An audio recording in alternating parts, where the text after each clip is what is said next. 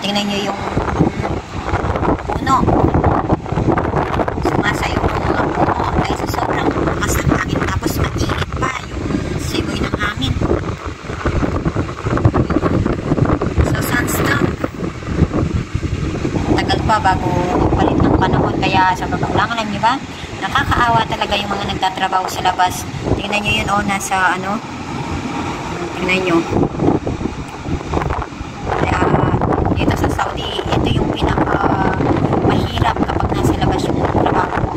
Pero sa ayot sa gusto mo, sa tawag ng trabaho, talagang mag-duty ka talaga. O, sabi nga, kahit napapagod ka, kahit may sakit ka, talagang papasok ka. So, ginagawa sila doon.